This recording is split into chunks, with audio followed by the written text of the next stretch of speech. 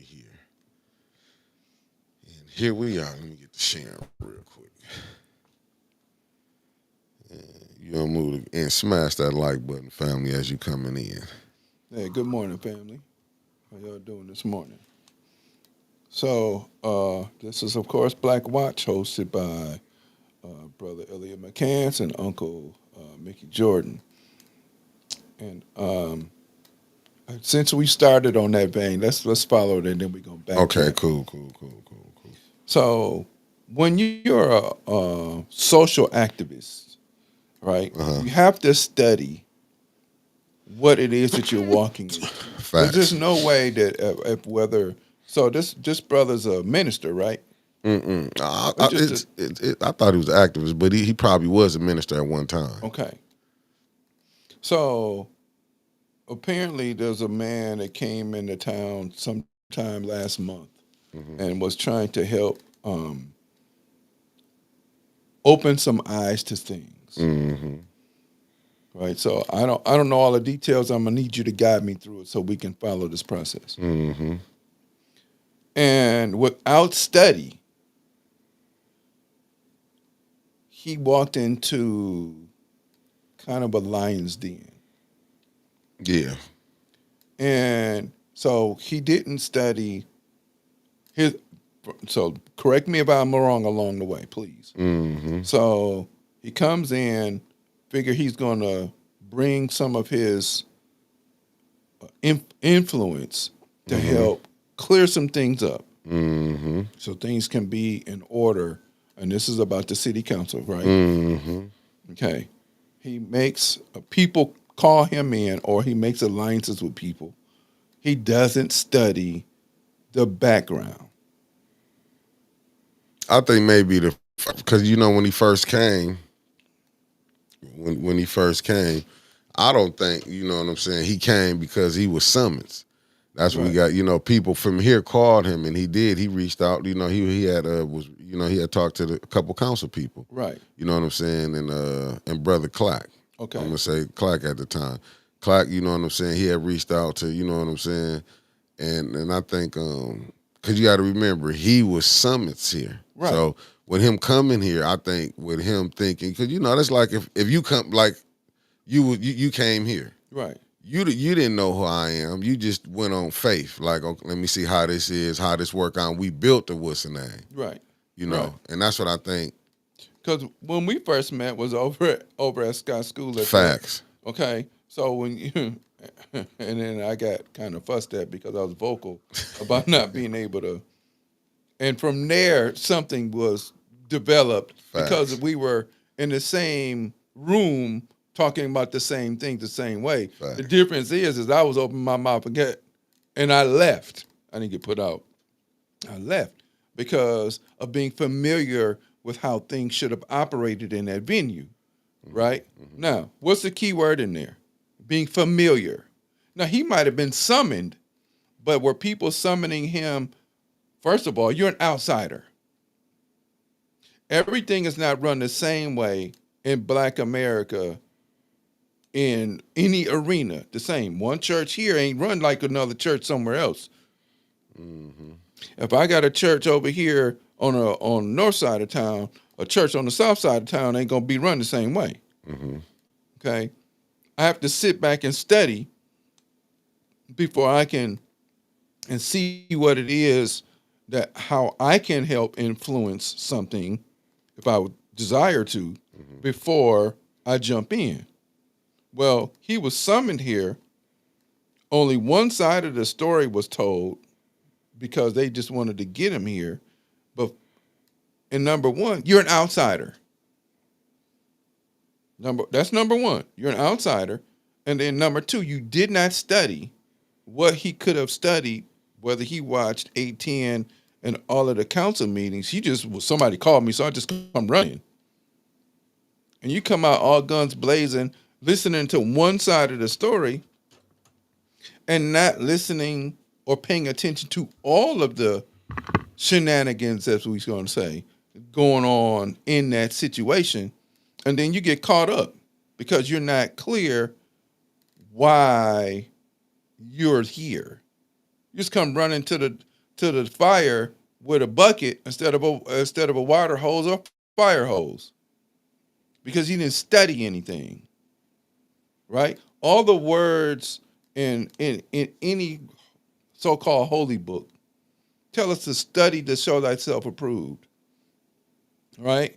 If we look at the old orators, Malcolm, Mark, they studied stuff before they went out and decided that they were going to speak on a situation, right? So Malcolm didn't get on the soapbox just to get on the soapbox. He wrote speeches and made points based upon what he saw, what was going on, where he was. This particular brother didn't do that.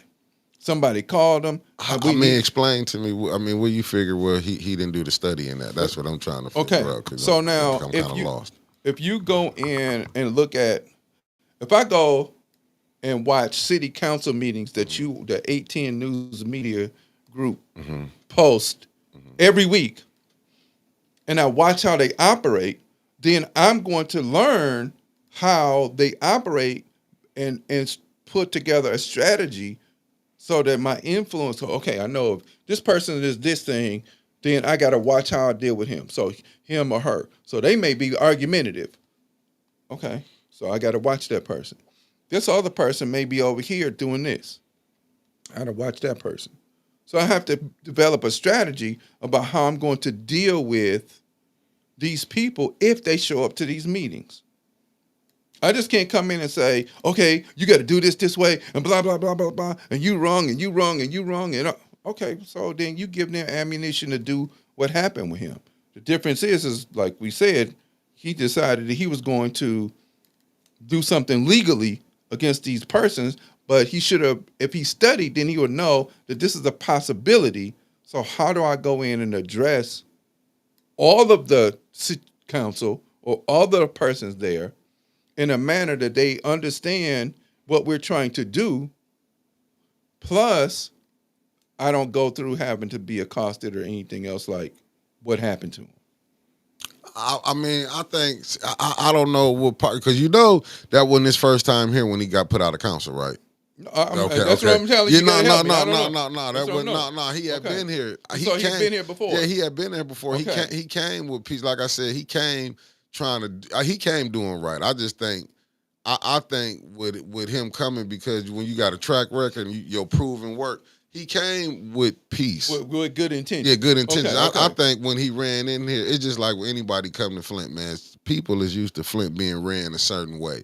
Mm-hmm. And when they see change and seeing, because, people have been getting through out of council. So he wasn't the first one. Absolutely, right. He wasn't the first one. He just showing them like, this ain't what's going on. I think when he came here, to be honest with you, usually when people come, when you come to places, when you seeing people being oppressed, it's a culture shock.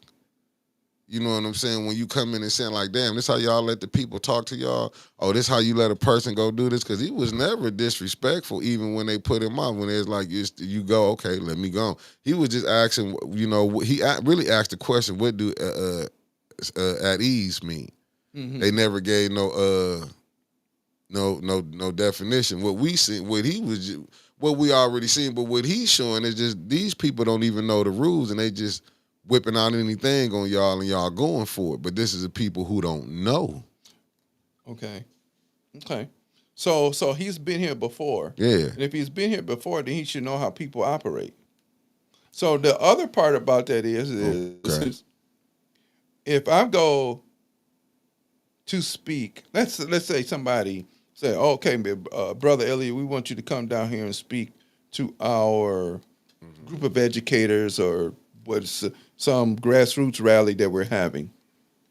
I have to thoroughly know, number one, what I'm doing, and number two, what I'm getting myself into in that situation, right? Mm-hmm. Okay. Just recently I read about, it happened, I believe, in Cincinnati, and correct me if I'm wrong, family, where a young man was killed by a police officer, supposedly had a gun, and then the dad decided to, now I know this is far-fetched, but just understand.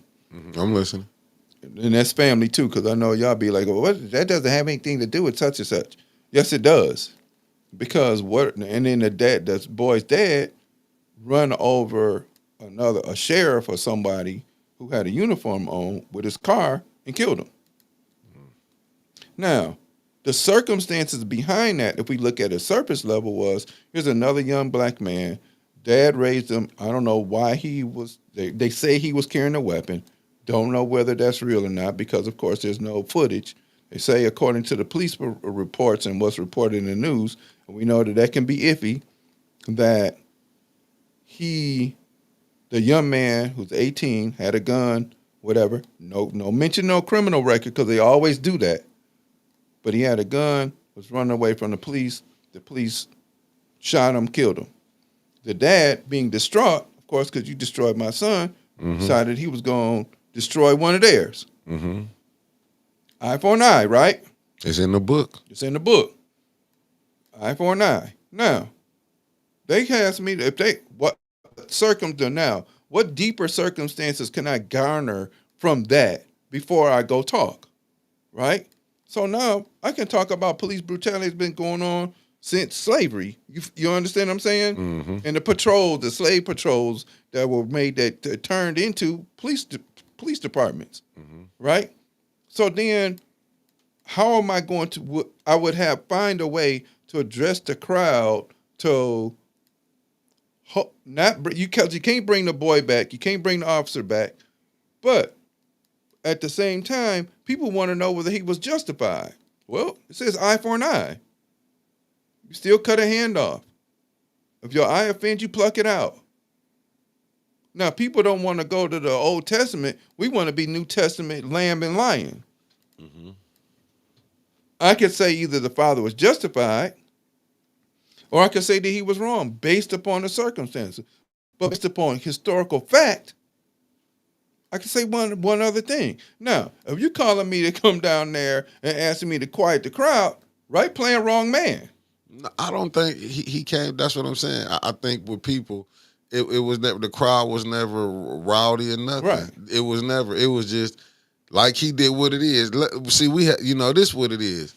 It's only two people who call, like Liddell and Candace. Let's just be honest, Liddell and Candace. If anybody say something, you can get put out. But you don't give people. I didn't mean to cut you off. No, go ahead. You don't give people an opportunity to voice their opinions. Then what's the point? Yeah, that was the thing. He never was said just when he got up there. But what it is, this mayor and them council people are frustrated on how he doing business, how he doing it. He's doing it. He's not doing it the same way that other people have tried that didn't affect. What you seeing is a mayor who been breaking rules since he been in office. I'll give you another example. Show you this. We from Flint. Mm-hmm. When we went to go cover that third ward meeting, did you know me and Winters was finna get put out if I didn't sign our names on the paper?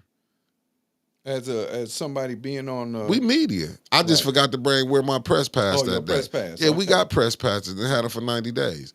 But I didn't have that. I don't know who the lady was. I know her name Tommy. Was finna put his out, but she ain't make Channel 12 and Fox them had to sign their name. And then there was other people who didn't sign their name, but it was adamant that we had to sign our name or we get put out. Mm-hmm. You know what I'm saying? This is what, and if I would have been smart, I should have just got put out because I would have had a lawsuit. Mm-hmm. But this is when you don't know the rules, and you know what I'm saying? And this, what I think this administration and with them council people, them rogue, this is how they've been running, roughhousing the people. And I think when him coming in challenging that got them mad. So that's why you can, T. Green come down, I'm finna put you out. Not even say why I'm putting you out when he just asking a simple question. You got to still think, well, like when Martin Luther King went to Tennessee. They didn't like nobody like that coming there. You know what I'm saying? What he was doing, because our Negroes, they how we been oppressing them, they all right with that. When you get change coming in, when somebody telling you like, hey, nah, man, this ain't how it's supposed to be. Even with the Black Panther Party, Huey them out there out in the Bay Area, they didn't want no drugs out there. They didn't want this and that. Mm-hmm. But you have a segment of people who like, listen, it's to go along to get along. You know what I'm saying? I got something in this. So what's been going on? Like when he came here, this been going on. People been getting put out council for the last 4 years. Been getting dead wrong. but didn't nobody know how to change the, you know what I'm saying, really go back at him. And this how you seeing there in his administration, because now you getting to see it from somebody from out of town coming in like, this how they doing, y'all. This ain't right. And that's you putting it right back to, you know, he has a bigger platform, so more people getting to see, like, look how they're oppressing Flint when the light was cut off. Now it's back on. Okay. Well, yeah. So, like, I still, you know, even though he was brought down under pretenses that were not clear, I still think that he should have probably studied more about what it is that he was getting into. You know, even if that meant coming to a couple of meetings and sitting in the back, watching to see how things operate. No, he did that. That's what I'm saying. Okay. Before all the stuff hit the fan. Before all of this. He okay. did. He was doing that. But now what you seeing, what it was that certain council people, i.e. Liddell, i.e. Candace, he came up on their radar, and they don't like nobody to challenge them. Just look at Liddell, how she done cussed out Pastor Thompson more than once. So again, this goes back to what we were talking about, process. Right. A couple shows back. Right. So then, why then are they still there? And why does the rule have to be we have to wait a certain period of time if they're if you go to a doctor and the doctor wasn't helping you treat your symptoms and trying to get you back to your full health, why you keep going to them? You know why? Because the doctor will give you this pill, and people like to take the short-term recovery. Just think about it when you go to the doctor. They tell you two things you can do. Change the way you eat. Mm-hmm. Just do that. But what would the person rather do? I'd rather take this pill here. So I can keep doing the same thing I want. So instead of me going to the gym and changing my diet, facts, I can still eat what I want to, take a pill or a shot and lose weight. Right. Oh, okay. And even though because you know the little small print side effects, right? This can happen, right? Even if you go look at Ozempic, did you know people can go blind from you taking Ozempic? Blind? Did they tell you that on television? But they looking at the quick fix. Right. Well, they do say people do say this is a microwave society we live in. Why you think they can look at a weed dispensary and say that's them drugs? But you can't ride past Walgreens, CVS, Rite Aid, Brothers, all these other drug agencies, but you ain't gonna go in there and say them drug hubs. Man, they are drug hubs. Facts. But because somebody else controls the narrative, then you can go ahead on and be okay with going into Walgreens and CVS and Rite Aid and get drugs from there to treat something that you can clearly fix yourself. Right. Okay. So then, what's the fix for what we have going on in leadership? And good morning, Miss Deborah Luna. We appreciate you being here. Yeah, Miss Beautiful Deborah Luna morning. You know what? I want you to expound because I don't know, brother. If I could tell you it, man, I don't know. So if number one, there's always, I think, and I could be wrong, and family correct me if I am, there's always another puppet behind the curtain. Okay. Some people call it shadow government. Some people, money manipulators. We talked about political action committees, and we talked about all these other entities that they always got their hands on the string. And I've even heard people say that if we had the face of the leadership was different, especially if one of different color, then different things would happen. Well, in this new age of white supremacy, they're probably right. But you have to change the rules to say you have a short period of time in order to show that you're doing something that's going to be a benefit for the people that you're supposed to serve. You don't get a year or 6 months before you can I can sit there a whole year and do nothing, and then blame Ward 2 for me not doing anything because they took all the time, they got all the money, whatever. Mm-hmm. You get 60 to 90 days. Every other, right? So if you work a job, they tell your first 90 days your probationary period. Mm. How come that can't be the same thing for counsel? I never understood that. Okay. So the counsel person, and this is anywhere across the board, can be there for as long as they need to before anything can happen. And then we have to wait till the next election. So when this person who filed this lawsuit went to this other town in Illinois, he had to have known, hey, look, or should have known, if they were able to remove this person, how did they do it? It was a hell of a fight. It wasn't easy. You know, when you was watching it, it wasn't easy. But the difference, I think, with Dalton and here was the people showed up united. Right. So once again, people here are uninformed, right? And whose job is it to inform the people? It's the council person's job to inform the people what's going on. That we don't, they serve us. We don't serve them. But see, people don't understand that. And what people are not doing is they're not going out to do the study about what job, you're my council person, what's your job? I'm going to say it again. We know where we live at. Mm-hmm. I haven't seen that person other than at the store. But that's the thing with like, that's the point. Because the people that she's seeing is the ones who go vote by that mock community college. By the my area. So you know what I'm saying? They got this thing down to a science now. If you go look the vote, only person that was getting a lot of votes, Brother Elliott, was Eric Mays. When you go back look at his, it was there, and his whole ward was voting for him. Right. You know, but the other thing that he did was you have access to me. Right. Right. I don't know my council person's number to get in touch with them. Because it should be on my door, or is one of those things that you hang on a door or put in the mailbox. Yeah. Right? Yeah. So if you need anything, there's some stuff going on in your ward, you should be able to contact me so we can see what's up. But you know what? I was told this through history, though, from my uncles and even the people that's still around to this day. Flint never had, the blacks never, it was never a hell of a turnout vote. That's why you seen why is, like you saying, somebody pulling the strings. To me, we know who pulling the strings, but it's them the same ones who paying you.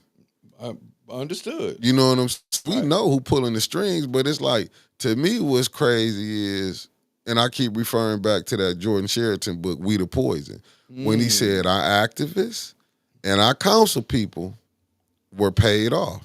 Hold on, I'm gonna write that down. What's his name? Jordan Sheraton. Another book to add to the. It's called We the Poison. Grand Rising to you, little mama. And Thank she said, you, happy baby. birthday, Elliott. Too, I appreciate that. Thank you, sweetheart. Yeah, it's called We the Poison. When you go see, he really what made me start want to do this right here. Okay. When I was seeing him, he was doing it, you know what I'm saying? He was doing, because I was watching him off of the Jimmy Dore show. But he got a podcast called, what is it called? Damn, what is Jordan Sheraton podcast called? What is it called? Hold on, I'm finna find it. Let me find it. Let me get this for you. Do anybody know Jordan Sheraton name of his podcast? Damn. Jordan Sheraton. But because we don't study and because we don't make demands, I can understand even the reason why he wrote the book, We the Poison, because we're it. We're walking around here clueless and not putting ourselves in a fight to make ourselves better. It's like if I'm a parent and have a child in school, it's my job to fight to make sure I get the best education for my child, to support my child. And if anything goes wrong, I have the right to challenge the teacher, principal, the other authorities that are in charge in order to make sure that my child's Oh, getting. Go ahead. I got the name. Status Coop. That's the name of it. I'm finna send this one to you right now. Okay. Yeah, I got it. Ooh, Status Coop.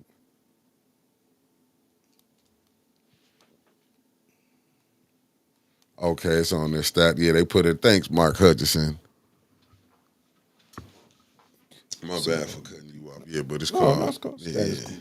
Yeah, Status Coop. That's the name of his podcast. Yep. So check him out. Yeah. And that's Jordan I'm Sheridan. gonna show you this here right here. Well, you can see the different ones we talking. He went in depth into the Flint, to the what's name. When you see he was down at the when you see him, he went to the Democratic Party, the convention, and he was saying how they played the city of Flint. Man, he gonna break it down, let you know when you gonna see like we study saying, and he didn't say. Good morning, Carolyn Hendricks. He didn't say like the Republican Party was any better, but he just showing you, like you always say, left wing, right wing, same bird. Right. You know what I'm saying? So when you'll pull it up and you'll see how in depth he gonna go on the water crisis. Man, it's gonna trip you out when you see.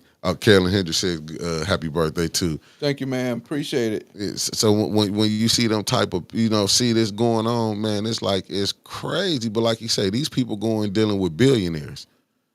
So if they're dealing with billionaires, Mm-hmm. okay. So then, what is the rule of law, right? And what again? This requires people to study. Mm-hmm. And when they know that you have a sleeping giant in the people, because we're more concerned about this, and I got to worry about eating, and I got to worry about all this other stuff. Look, I'm gonna tell you again what Mr. Cleve said. Hey, get study, so when you come down here, you know what you're talking about. You know what I'm saying? Well, don't come down here and just sit down around here and don't say anything, and just sit here and be a rock on a stoop, but you sitting here, you don't have anything to say, you don't have anything to contribute. What's the point?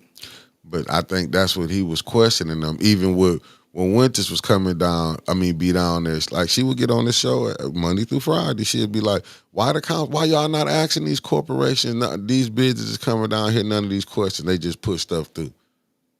Oh, it's because there's money behind it. That's all it is, and money talk. So once again, what we're talking about, somebody got their hands on the puppet strings, and you're gonna do what I want to because either I can make you, or I can break you, and that's it. You want to get paid, you want to be the guy, whatever, or the woman, or whatever, no problem. This is what we need to have happen over here where we are, and we need big tax breaks for it, or whatever, or whatever the gift exchange is, because that's how political action committees operate. They get, I just saw you out at the club somewhere, and that wasn't your wife or your girlfriend. So guess what? We need to talk. Now, that might be a bit extreme, but You talk about the honey trap. you ain't watched RZA on Corey Holcomb show, did you? When they was going in depth about Shannon Sharp when it's called the honey trap. Man, the honey trap. That's a whole nother show about that stupidity. Yeah, I'm just saying, but what you saying is true. Just think of what was my man? What was my man name? The black dude down there in Florida. He was trying to run for governor. Wasn't he the mayor of Miami? Oh yeah. And because they found out that he had a different lifestyle, they shut him down. But who did he? Who did he piss off? Absolutely. Because like you don't get outed No. until you piss somebody off. Well, but that's like even whistleblowers, right? Right. A whistleblower is a person that a memo. I accidentally see a memo come across the desk. I know that you and Sister Carolyn or whatever, whoever. Yeah. I'm not using you. I'm trying to just. Remember, I get what you're saying. Yeah, but I don't want them to think, because people weird. You and brother Ed got a deal, so I ain't gonna use her name. You and brother Ed got a deal going on, and I find out about the deal, and I want to be cut in. So if you don't cut me in, hey man, let me holler at you. I know you and brother Ed got some stuff going on over here, and y'all sliding money back and forth, and I want part of the cut. Well, yeah, facts. We have to stop hoping for better, and we have to go down wherever we are and demand that this is what you do, right? But it's how you do it, because they're looking at anything that if you're attacking me and it's hostile. Well, I am attacking you because you're not doing your job, but it's how you do it, right? So when you go down there thinking that you're gonna be the big grizzly bear in the room and you're gonna rah rah rah rah rah, no, you can do it with the same type of oratory skills if you have them. Because number one, you have to be knowledgeable, and number two, you have to be able to talk to these people in a manner that's going to put them off, but get your point across. But if people don't study, if everybody if we live in the 7th Ward, right? Mm-hmm. Now, last week, every time we turn around, shots fired, 2:00 in the morning. Don't know why. If that's a problem and it continues, I need to be able to get in touch with somebody in order to say, I need you to be able to send a police car around here at such and such a time because these things are happening at this time, and it's a disturbance, and I'm afraid that somebody might get hurt or somebody might get their house shot up or whatever, and then it should be taken care of. But we are not doing that because we have nowhere to get in touch with somebody in order to be able to say, hey, these things are going on, and I need you to be on top of that. But look how crazy this is. You got even some council people who can't even get in contact with the police. That's how rough this is. Like the chief, they don't get back with them. You know what I'm saying? Right. But to me, what this is, and that's why I agree with you when you saying that we know who the puppet who pulling the strings. Ain't nowhere in the world, man, that you could sit up here and see the stuff that's going on, and don't nobody get jammed up yet. I didn't watch black mayors. I didn't watch black council people get jammed up for some of the littlest things. Right. We got to go back. It's the 2018, 17, 19. Look how much Weaver was in court. Look how much Weaver was in court. So then what you're saying, too, then, is that there are certain people that they would take to court. Yeah, if you don't play their game. That's why if you watch Jordan Sheraton, you watch his podcast on the Flint, I'm going to send it to you. I'm going to be putting them up. Okay. I'm going to send them to you and start getting understanding. Like, it don't take no rocket scientist sometimes, Brother Elliott. And these old street hustle games, I remember this being told as a kid. You don't got to ask nobody if they got money. Right. It's going to show itself. Right, yeah, because people would start doing stuff and wearing stuff and acting a certain way, and they change up when they get a little something. Yeah, get a car. You might have been riding down there in a $1,000 car. Next thing you know, you riding in $100,000 car. You ain't never rolled like that. Right. You can go through, look at people's history and be like, nah, then all of a sudden you get up on some money. Like them old tactics. Right. So wow, this is interesting. So, and see, I don't, it's not that we don't believe in hope, but also we have to believe in facts. Okay? Uh-huh. So if we do the 90-day rule, just like on the job, right? At a job, first 90 days, is your probationary period. Right. And if you don't do certain things for the people that you serve in 90 days, you got to go. Right.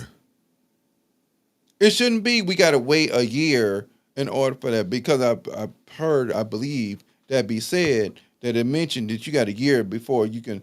Well, we know. It's a year. Is it a year? Yep, a year. Okay, so but that means you can be ineffective and nobody can touch you. Wow. See what I'm saying? That could be you're ineffective and nobody can touch you. If you were working a job and you're just sitting around for 90 days, being ineffective, your employer gonna get rid of you. When I first started teaching, our probationary period was 60 days. I don't know, this is a billion years ago, but it was 60 days. Yeah. You had to show certain things. You had to meet with the principal, meet with a teacher that been teaching longer than you, and all this other stuff every week. How you doing? How's the program? What you need? Okay, but this is what we see we need to help you fix. Every single week. Yeah, but okay, I get this right here. I'm just saying with Deborah Loon. I'm gonna put it up. I got you, Deborah. I was reading the comments. She said, "Did you see where the neighborhood?" Because it's going back to what you're saying. Did you see where the neighborhood engagement hub lost their CBD grant? Whatever it's called, friendly from running them opera grants through them. But now they're gonna have to go back and ask for ARPA money. We putting, to me, it's like we putting incompetent people in these places, and then and stuff like you said. You had 60 days. We got a CFO that's downtown right now that don't be knowing what's going on. He'll come down there. He didn't even know the numbers, but yet he making six figures.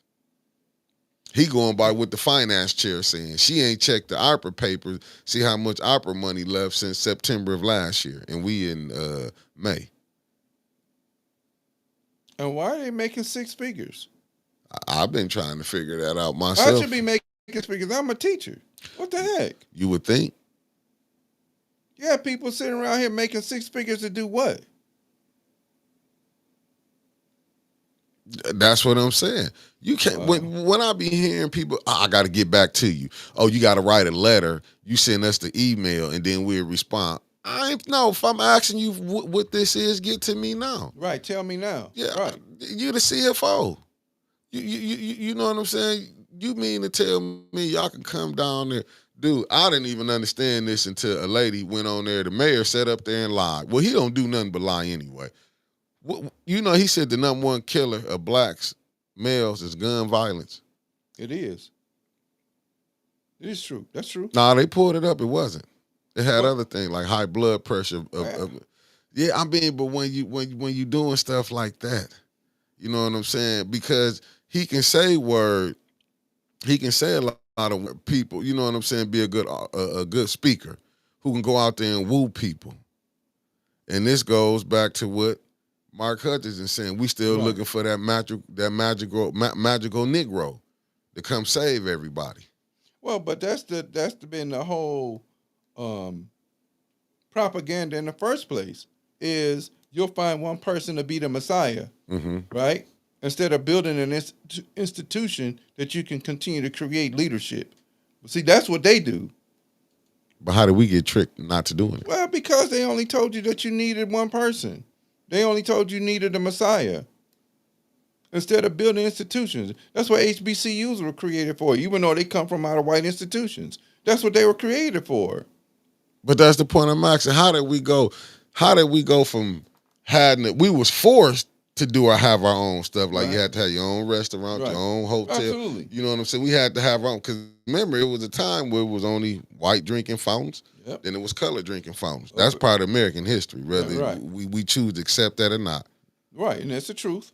You know what I'm saying? Right.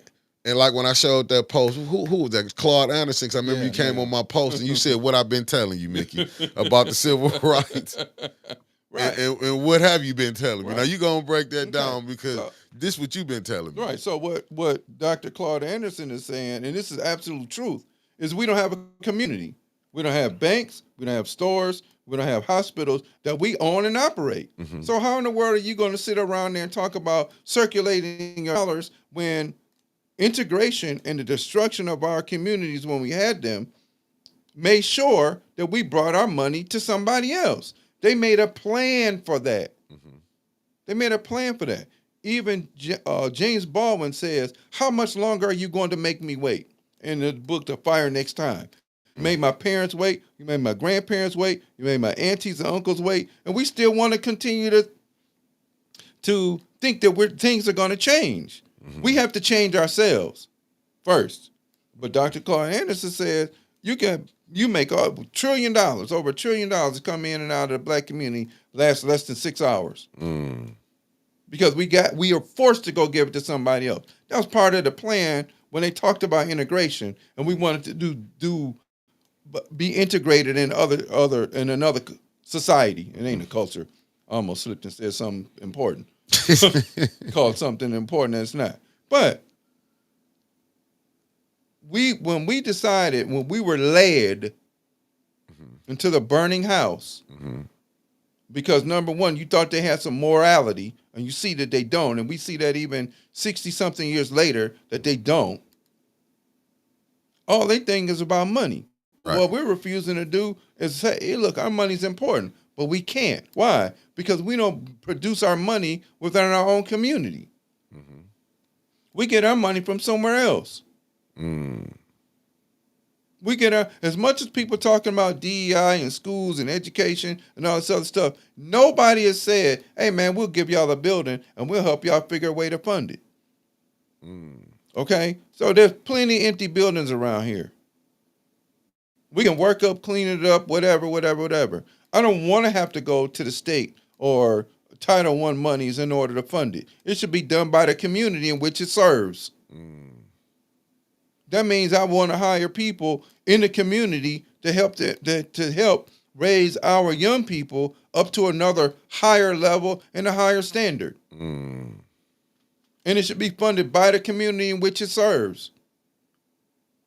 But if I got to go over here and get a charter and go over here, then that means I'm subjected to their rules and not to by the design in which I desire. If I ever get blessed with being independently wealthy, that's gonna happen. Then nobody can tell me what I can teach.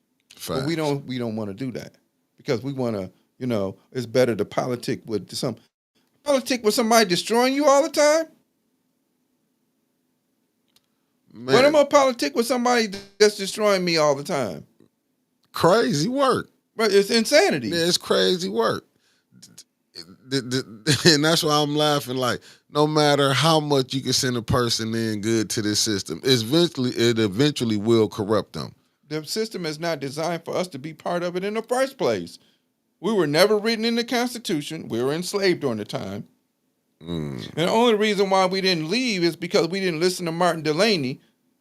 We listened to Frederick Douglass and his elder statesman when he was in his late 80s. And he married his other half. And we built this country. Yeah, we built this country under duress and war. We didn't build this country because we wanted to. We were forced to. And when you have people like Delaney talking about leaving, even the American Slave Society, that's the reason why you got Liberia. Liberia, Liberty. But it's named, the capital city's named Monroeville, after Monroe, the president. See, we're not studying. Yeah, I just got to put this question up for you from Mark Hutchinson. Make a lot of sense what he just said, what you said. Said his leadership, Sharp, James, Marion Barry, Andrew Young, gave these buildings to black people. Flint got a black mayor and don't give you nothing. Absolutely, I agree. I agree.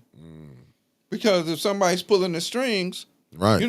If somebody's the puppet pulling, then he's gonna be for them, right? So I don't have an issue with you saying we're gonna bring businesses in here, we're gonna bring this in here, and then shouldn't the leadership be black as well?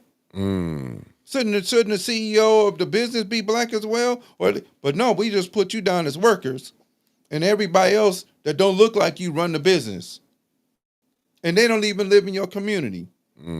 There's a point in time when fire department, police department, teachers had to live in the city in order to get a paycheck. Now they don't, so they get their money and take their money somewhere else where they live at.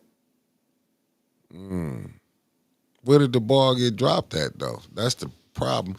Where did we drop it at? Because I hear people say, you know what I'm saying, well, you can't keep talking. No, you got to understand. Yeah, hit that like button too. You got to understand. You got to, like you're saying, study. You got to study what caused the problem in order to fix it. Right. So even in this situation with this brother, right? He didn't study. I don't care if you sitting there. You didn't go back and do all your political study. Number one, you should have known that the people weren't going to support you, that you were coming in here with people that didn't have your best interests. They had their best interests, right? Oh, look, I brought such and such in. That makes me important. But see, real service, right? Real servants service people. And I'm not just holding my chest just to talk about me, but I'm talking about real servants. I get what you're saying. Right. Real servants serve people. That's the greater good. Me, my greater good gonna come from the work that I do, right? I have students right now that we follow each other on social media, and I always it pleases me to hear that even though my methods may have been a bit rough, I understood. They understand now. They couldn't understand then. The reason why I did what I did is not out of hatred, but out of love, right? But to see them be successful, that's the whole point of the exercise, right? Yeah. That's about serving people. These people don't. They serve their own self interest. Yeah, yeah, facts. I agree with you with that. But I think the brother did. I think after that incident, I think he did do his due diligence. What he didn't. What I think, like you just said, some people will say, oh, "I brought this person here just to say." Yeah, They look it's good. about me. Yeah, it was it's about me. And I think now he did see that because let me don't get it twisted. I got played even when I got up in this in the Right. beginning. Let me be honest with you. I thought I studied and I live here. Mm-hmm. I thought I knew the law of the land. Mm-hmm. I found out I was in my infant stage, as Mays would say, in my infant stage. Look how I've been played. Right. I'm just because what we happen to do. I'm just saying, black people. Don't get me wrong. We got some people who know how to play the game and to use you. But I think sometimes we be accepting people too quick without, and then when we find out, we be like, damn. But didn't we learn how to be docile? Didn't they teach us to be docile? Now you do, but you'll get confused. Like, to be honest with you, and I know I'm gonna get in trouble, but oh well. You couldn't have told me that former Mayor Weaver, you know what I'm saying, I would be not, you know what I'm saying, how I would look at her no different than I look at the current mayor now. You know what I'm saying? From my experience, I'm not talking with nobody else, because there's a lot of people, you know what I'm saying, that do probably watch me gonna be like, that's my girl. But see, that's where they're not being honest. Yeah. But there's gonna be people that say that's my guy. Yeah. But if I disagree with your point, you have a right to say that. Yeah, but they don't. But see, a lot of time they can't see wrong in who they believe in. But see, that's the problem. Is you believing in the person and not right. their actions. Right. Right. Right. So if I tell you, hey man, you want to meet on Thursday? Yeah. Unless something comes up, guess where I'm gonna be at? Right. I'm gonna be here on Thursday. Facts. Right. Right. If you say, hey, we doing an event, just like what y'all told me about the quorum at the quorum, quorum at the quorum, right? Yeah. I go by there. Now, it wasn't your fault that the things changed. Yeah. People changed the venue. Yeah. I didn't know, but I came by there because I told you I was, because you're my brother and I'm supporting you. Facts. And I trust what you're telling me because you're deeper into that than I am. Right. Yeah, no, okay. facts. But people have to stop saying it's not my problem, because it is. Yeah. And if we're going to change things moving forward, you have to. I'm a school teacher. If my parents don't demand that I give their students I can give them what I want, and that's unfair to the student. Facts. That's unfair to the parent. Facts. That's unfair to that's unfair to me. I have to go in there every day and say, look, I'm gonna give my best every single day. I'm gonna teach them what I can every single day. I'm gonna teach them what I think they need to know every single day. And then we're not demanding that from nobody else. Facts. I got to put this up on the screen for you. Nothing but praise. You see what Mark Hurd is saying? Brother Elliott mentioned the name of Martin Delaney a few times. Everyone should go Google that brother.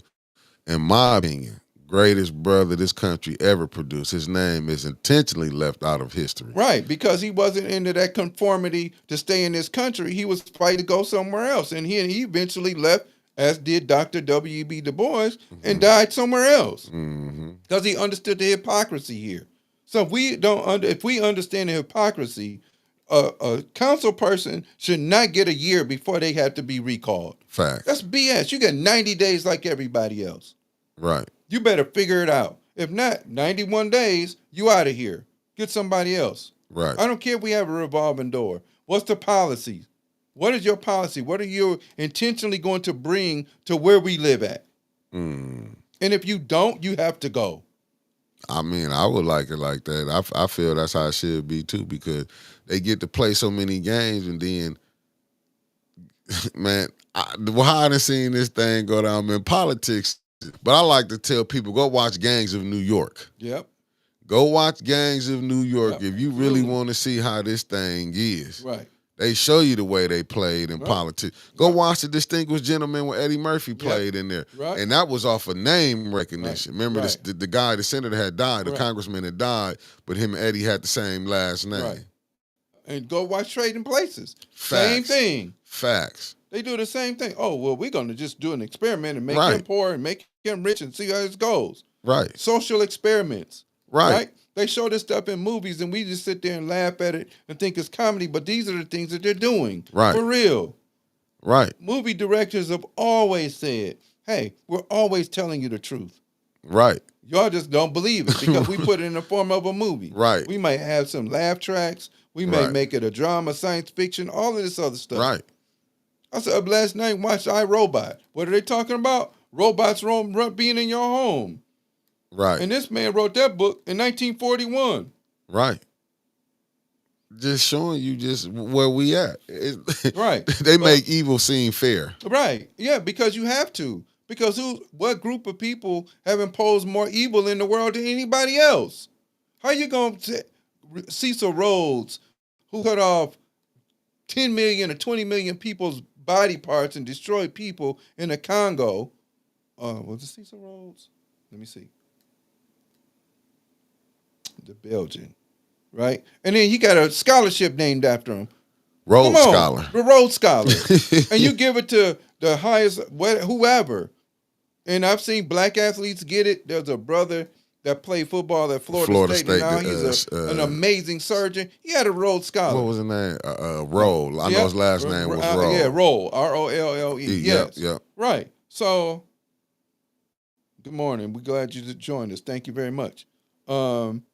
So, if we still following this, and I get it, take the money and then do something that's going to benefit the people that you serve. But you can't. You better. You bet not. No, you can't. I didn't go get a degree in education to serve. No, not you. No, I'm just saying. Yeah. But that was my point. Yeah. Because I didn't go get a degree in education and whatever, and got monies or whatever to go serve somebody else. I knew what I was doing. I understood very clearly the reason why I got what I got. Fact. The reason why I'm doing what I'm doing. Fact. I know everybody ain't like that, but Right. we should be. But that's what's crazy. But look, matter of fact, because I shared that thing about Craig Hodges this morning when I was up. Yep. Man, that's the type of stuff I'll be watching. Yeah. But did you see all the NBA players that played him? But here's the other part. Now he's saying that those very things that he said then, they're now picking up and saying now. Right. But see, that's the interesting thing is, if you have a person who studied like he did, you get ostracized because the NBA and the NFL and all of these other NCAA and everybody, NCAA, they're all nonprofit corporations that make billions of dollars and don't pay taxes on it. March Madness, the NCAA makes $6 billion for 1 month. Say it again. Of basketball. And you talk about, players shouldn't get paid and this and that and other. One bad move, one bad hit, one bad twist destroys their career. And so, or shorten their life. Yes. So then why should they not get paid? But see, this what I was saying the other day. They always they create jobs for themselves, but off the back of you. Yeah, absolutely. That's just like with agents. You see what they put Maverick Carter through. If you don't notice. Now, I'm going to say this, Boomer Esiason, the people hip to him. Yeah, played football for the Cincinnati Bengals. Right. Boomer came out and said what was said. About Shedeur Sanders? About Shedeur Sanders. Said the owner said we not picking him. Yeah, on purpose. Collusion. Right. But why do we still continue to play the game? And that's what Brother Robert say. Why do we still continue to go play the game? What did he call it? The illusion of inclusion. Right. Okay. So why do we still play the game as players? And we send our young people out there to play the game. Right. And why do we still watch it? Right. And you know what? Because what we done been, it's like a drug. We've been addicted to it. Right. We've been addicted to the illusion of inclusion. Facts. And that's for Brother Uper Roberts. That's his. Because he been saying boycott him when they did the Kaepernick. Right. What you see, because people forget about Todd. What was his name? Flood. That's the one that started free agency. Right. But he never got the experience. Right. Right. You always be like, what people don't understand, Colin Kaepernick, they ended his career. And I'm not mad because he got his faculties together. Right. That's like with Mayweather. They want to break him because you know why? He left with his faculties together. Have y'all seen these players? I mean, these boxers and stuff, how they, man, Mildred Taylor, Sweet oh Pea my Whitaker. God. When you Oh go my look goodness. into these people talk, terrible Tony Norris, when you go look how they talk, man, it's like, what the hell? But see, the issue that they had with Floyd was he got the money to buy his contract. Right, $750,000. He bought his contract from Bob Arum. He right. negotiated his own contract, which is a super smart move. Now, what they want to say is, oh, no, we don't want y'all to do that because then we can't control the narrative. Right. It's the same thing with this boy. It's about controlling the narrative. Because he was but then not. why would I wouldn't even play? But see, he ain't. You know what? He didn't understand that aspect. But it's gonna be one coming up under them. Remember, there's always gonna be one who gonna challenge the system. Right. See, Shador them what it was for Dion. Like Dion couldn't be their manager. As soon as they let him go, like they said, they had to get their daddy out and go hire the system manager. Right. Then they got drafted. Right. Like people ain't understanding. Like what Shador happened to Craig Hodges, they messed over $50 million for him. $50 million. Shador Sanders, almost 30-some million. Right. They cannot tell me all them quarterbacks that got drafted was better than him, that got drafted was better than him. And then the crazy part is to listen to them talk about how you don't have the skills. Yeah. But you didn't have an offensive line for 2 years. But what'd he do? He's still 14,000 yards in 2 years, 37 touchdowns. He took a team from 4-8. No, better yet. One game. One game in 20 years. Took them to but this what they forgot. Did you know the whole football team GPA 3.0? 3.0 and above, the whole team. And he graduates with a 3.9. And he took classes. He didn't take we're gonna have looking at water class. He didn't do nothing of them. 120 years. Yeah. So what they've been saying when Bill McCarthy was their coach and when they had Eric Bieniemy and them, so they would the last time 20-something years ago. So you mean to tell me them kids were just getting pushed through college? Well, see, what it was you had this black man that said some of y'all ain't gonna make it, and I'm bringing my bags and they all Louis Vuitton. Yeah. So when he cut players, that's back down in there, and you cut a lot of players that didn't look like his son. And they daddies was donating money to Colorado. But now, they getting more money. They raised ticket prices 400%. Who helped do that? Okay. Remember Jackson State? He brought them money. They wanted to start. But see, this is what our institutions do, man. We learn from people who oppressed us. And we oppress our own people. Look how we do in our neighborhood. Like, impossible. Grand Blanc, Flint bigger than Grand Blanc, land-wise. Right. You mean to tell me all of them was buying water from us, now we buying water? But here, how about this? How ignorant we are. You drive by trash cans, and we throw that out. You go on Pearson Road, and once you pass, is that Linden? You're in Flushing. Right. You don't see people throwing trash out in the street. You dare better not. Sure don't. You better go get up or walk that over there to the trash. But see, that's the conditioning that's the self-hatred and the conditioning. So now we getting ready to get back to where we was. Facts. Even though so even if we're looking at what's going on in council, that's a self-hatred and conditioning that took place because we don't know who we are. Because how can let's just be honest with Judy. We doing willow trees. Have you seen the 4th ward? And let me say this.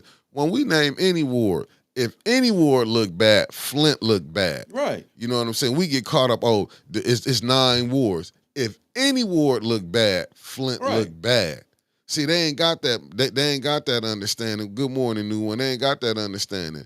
If any ward look bad, Flint still look bad. So, because guess what? They putting it on, your mayor's black, and your council's black, and so it's all of the fact that you are all, and see, this is the thing that propaganda does. Facts. Right? It's all of you all look bad. Not one person. Right. Like, if I cut my grass and fertilize my lawn and kill all the weeds, and then there's one person they get a chance to because of whatever reason, the whole neighborhood look bad. Facts.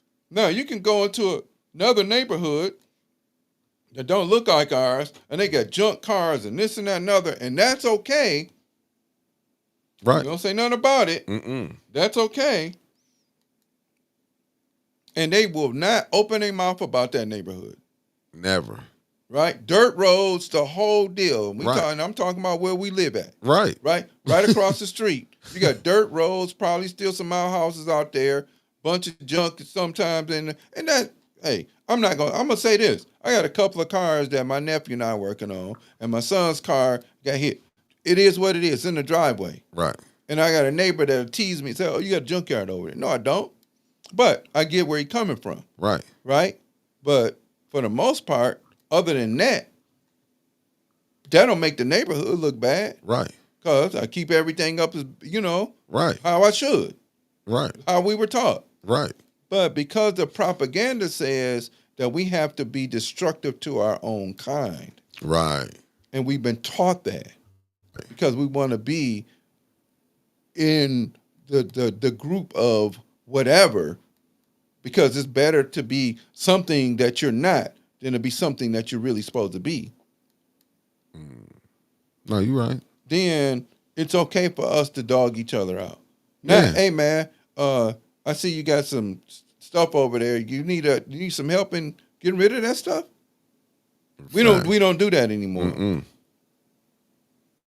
We don't do that anymore. Facts. So when we have the situations that we have here in council or wherever, it's about isolating myself from everything else. Right.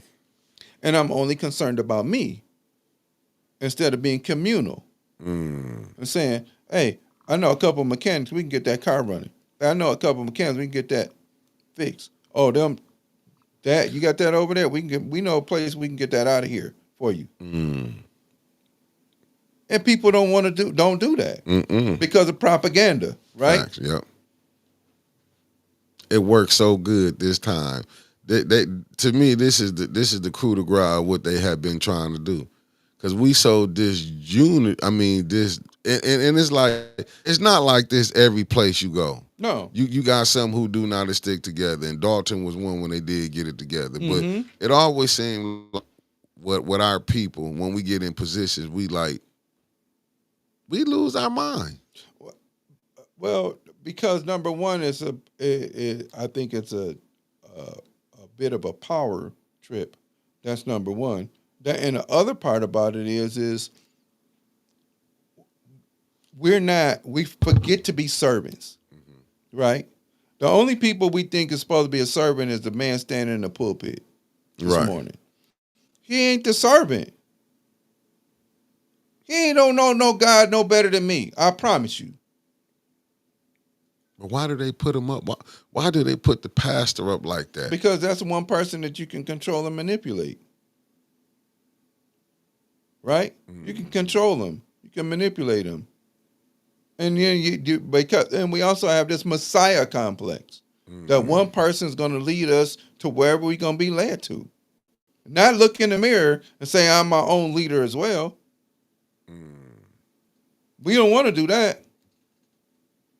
And we don't have people that are talking about, hey, Miss Johnson need a new roof. We're going to take part of the funds, which is what this is for. We talked about this before, which is what this is before, and we're going to go and put a roof on her house so she'll be straight. That's what the storehouse is for, right? Oh, but if I'm holding all the storehouse, all the goods in the storehouse, we've been conditioned to not share. We've been conditioned to not serve. We've been conditioned to not take care of people, right? Which is okay I can understand the medical situation, but I'm going to put you in a home because I don't want to be bothered. Yeah, that's what we do. That's what we do. So we're doing all of this other stuff that's destructive into our communities, but yet traditionally, we're talking about either Native Americans or African people. We're talking about traditionally, grandma and grandpa stayed in the house and they took care of the kids. And they raised the kids. They gave them, what did I tell? What we talked about before. If I want to know you, for real, I can talk to your mama. Mm-hmm. But if I really want to know you, I want to talk to your grandmama and your great grandma. I don't want, because you're gonna lie to me, because you want to make me, hey, that's my brother, and blah blah blah, and I want you to see me in a good light. But I want to know all of you, right? So I'm not talking to you. Right. You're gonna tell me what you want me to know. You ain't gonna give you the bad. No, baby. No, nobody- because I might look at you side eye. Right. No, I'm not, and it's not saying, well, of course he changed, because that's Right. my baby, right? Right. We're not doing that. Right. But if I want to know you, I want to talk to your grandmama. And if I really want to know you, I want to talk about your great grandma. You got to go to the roots. You got to go to the root. And we've lost that, right? We've lost our community connection. I mean, just look at the community now. I remember the community centers used to be vibrant. Man, what? And you didn't have community centers that said only certain people could come over there either. Right? It was anybody could come in the community. Now, the only, well, I live, where we live over there by Stewart. Right. So, this is just for seniors. Why is it just for seniors? How come it can't be for everybody? How come it can't be for everybody? And even when I did a couple of classes over at the old House of Brain, they didn't want me to keep coming over there. Because number one, they didn't want to hear what I was talking about. Right. And that was the real big reason. Right. But they didn't want me to keep coming back over there. Because people didn't want to hear it. There was a few people that did, but everybody didn't want to hear it. Facts. Because that's going to make you be responsible and make changes. Or maybe not. But at least you learn something different. I think from what the people seen when they got here, like you couldn't go down the floor. I'm talking about the black community. When they seen, so they knew what they was fighting for. They was fighting, blacks back then was fighting for inclusion and this illusion. Right. They was fighting, so that's why you seen certain things, running for council, you want to do this, run for mayor. You know what I'm saying? But at the same time, how much could you do? Because if you're not in a position to control the people and or the resources there, you may not be, but if you make, and we talked about this before, if you make relationships with the people there, and even if it's a little bit of movement, then we'll be all right with going in there saying, hey, look, I support such and such. Right. Because they doing something. Not we trimming trees over here. You're doing that all around the city. You tearing down houses. You're doing that all around the city. That's cool. That should be done. Right. Because you're supposed to make the city look like it's acceptable and a place to want to be. And they shouldn't just be falling for it because now we doing this. No, this is what you're supposed to do. That's part of your service. Yeah, they be acting like when they do, we doing, no, this is what you're supposed to do. If you know it's garbage over here ain't been picked up, if you know this ain't done, this is what you paying taxes for. It's unbelievable that they take taxes out and these people are being paid off the tax dollars, but they giving very minimum. Right. And that's what I'm saying. Right? So, we knocked down one house this year. And so look at what we did, like kids. Yeah. Right? It's like when your kids was growing up and they turn circles. Yeah. And, Daddy, look. Okay, I know you can turn circles. I don't care. Right. But we're supposed to applaud it. It's the same thing. Yeah. It's the same thing. Yeah. And what does something that you're supposed to do as a service to the community that you live in? I'm not applauding that. And that's where I seen people be coming on here. Oh, this my council person doing this. I ride through them wards. They acting like this council person is doing 99%. I rolled through the first ward. Don't come playing with me. Roll through the second ward. Cut the crap. Third ward ain't even getting no help right now because they feel like over two ambassadors that this is where I get frustrated with us black folks. This is where I get mad, but this is want to be next to I want to be because the mayor called my house. This when they put these titles, I still don't understand to this day how is Linda Boone. She on the ENA board. Nowhere in that charter does it say that you have ambassadors. None in the charter. Right. You on the ENA board, and you want me to take you seriously and say you will hold people accountable. You're not even holding this mayor accountable. Not even holding the mayor accountable with this madness. And that was really campaigning that he did for LaShawn Johnson. Right. Let's just call a spade a spade. That was campaigning. But didn't nobody, but you on the ENA board, you playing this game, and on the school board on top of that. And you never hold nobody accountable. But this is the type of stuff that we going through, right? Like, you see how, the mayor called me. He called you for a fictional role because you can pull up and you get to meet the people, Ashley Kaplan. I ain't got nothing wrong, nothing but respect for them. I appreciate what they doing because they handling business. Right. They business. Right. I don't know what people don't understand on that. Like, you going to be mad at them. If you're going to be mad at them, you should be mad at Nike. You should be mad at every other business that's in here that's getting money. Yeah, know what I'm saying? Right, because like I said a little while ago, is if you're going to hire people to work, you also need to hire them in management. Facts. Don't just hire them to work.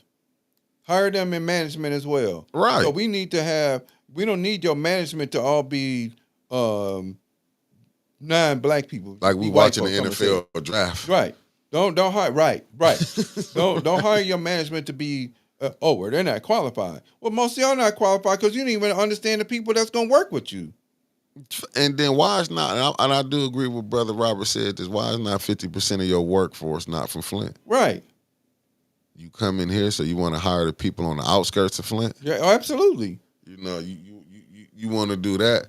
Well, they don't know how to do them like y'all did back in the day when the first Mott started this thing. Right. See? Put that in your schools for the kids can graduate from these Flint schools. They can go and work in them plants because that's what he did. Yep.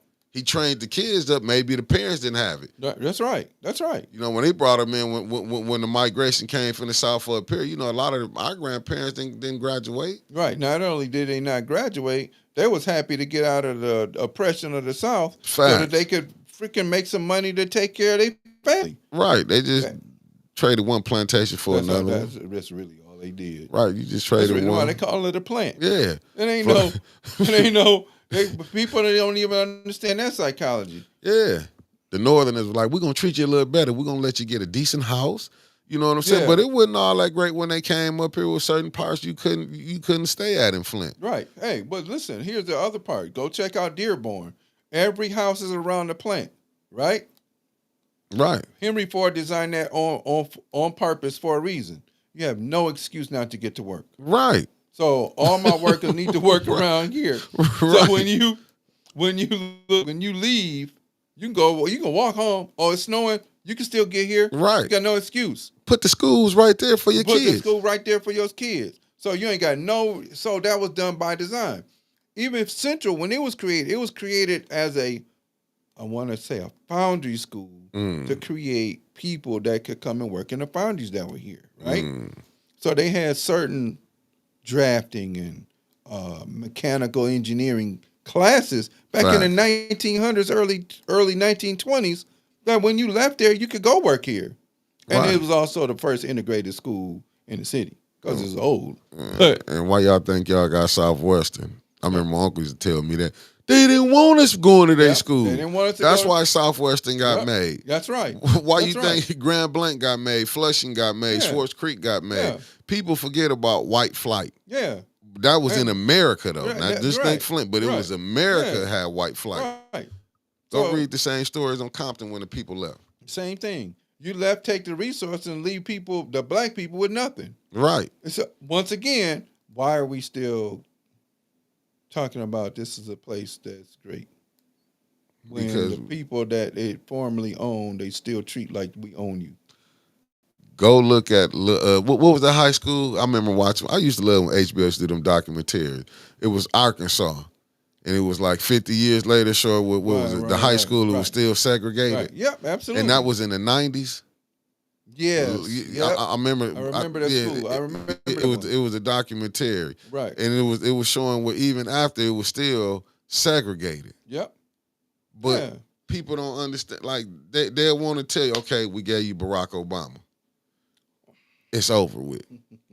You know what I'm saying? You get a Jim Clyburn. Right. You get a Kamala Harris. But what they do is they give one and claim that everything is fine. Facts. But they don't even understand that the ones that they give you, who they married to. Yeah. Other than a few examples. Right. Right? There's very few examples of those people that are married to people that look like them. Yeah, like a Clarence. Y'all think Clarence Thomas really speak for the black man of America and woman? Are you serious? That is the reason why he was chosen to be a judge, a Supreme Court judge. I mean, if you go back and look, like all the stuff, it's like, do you think, like, listen, man, I don't want these.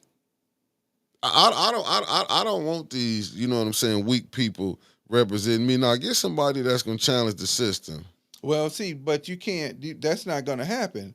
Because even in our ward, right, what we say, if I'm gonna go over here and this is the group of people, and that was a strategic move, but at the same time, why are you over here where people that look like you say, "Hey, this is the reason why I want you to vote for me."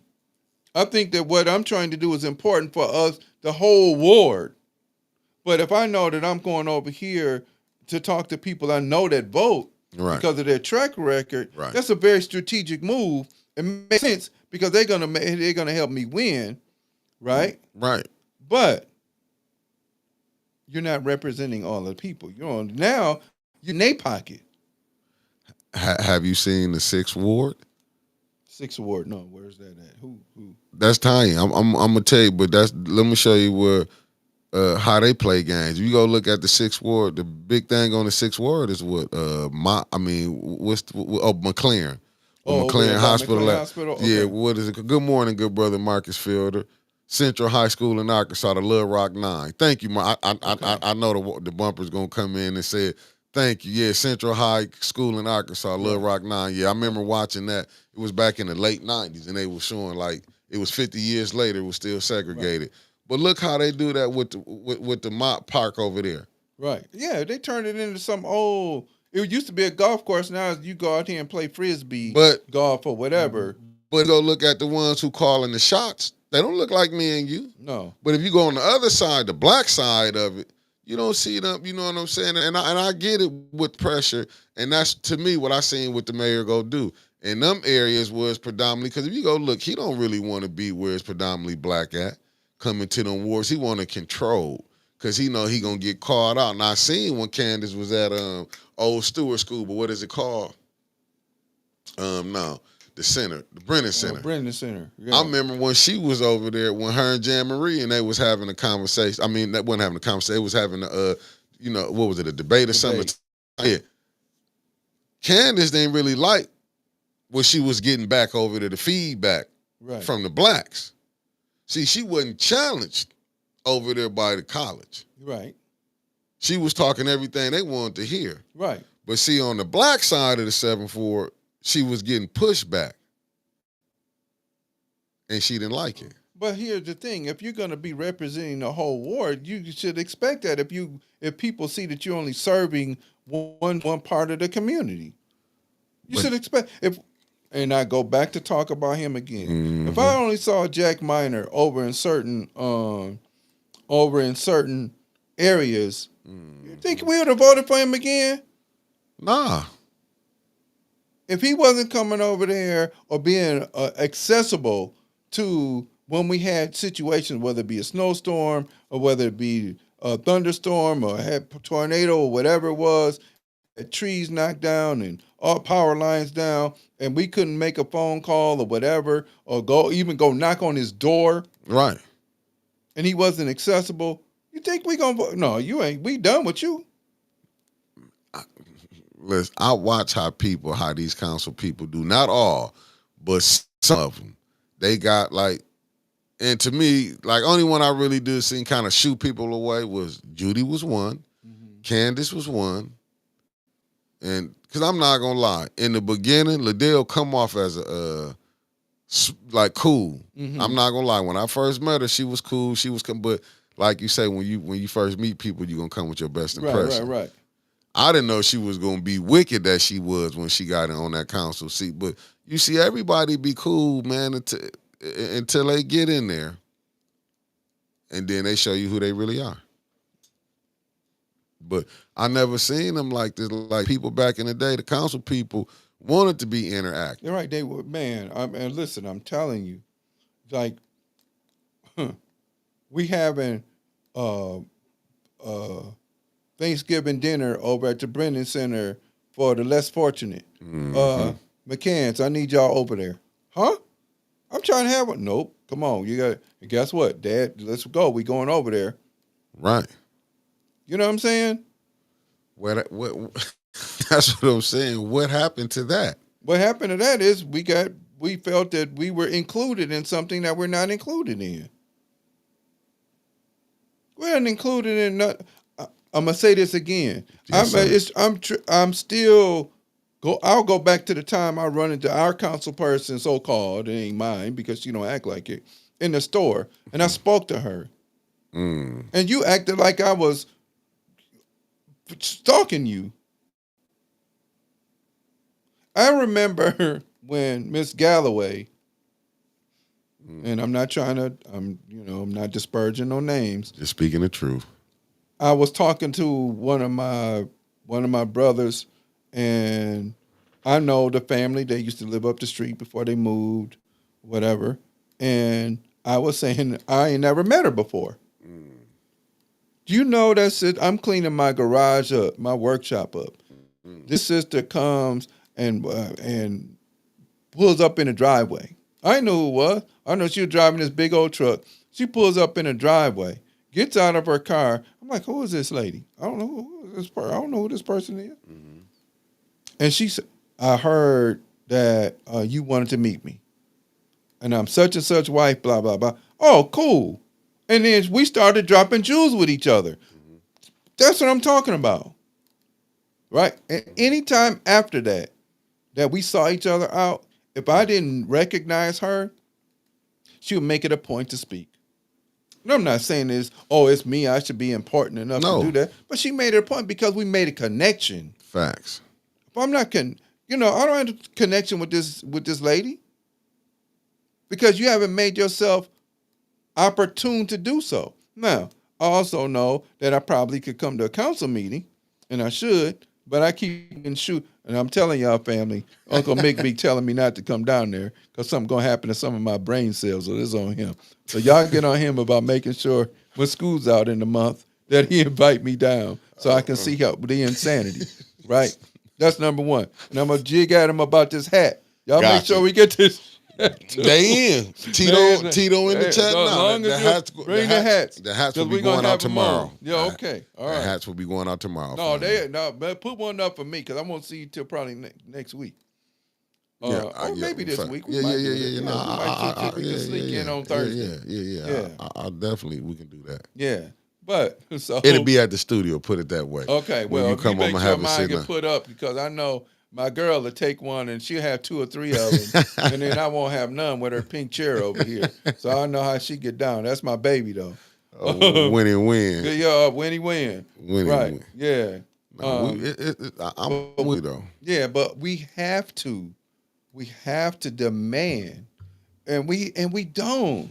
And we don't. We don't demand the greatness from ourselves, let alone anybody else, right?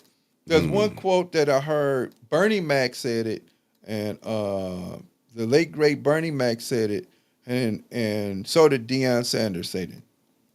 He said, "Don't chase money, chase greatness." Okay, so if you want to be the greatest student, chase greatness.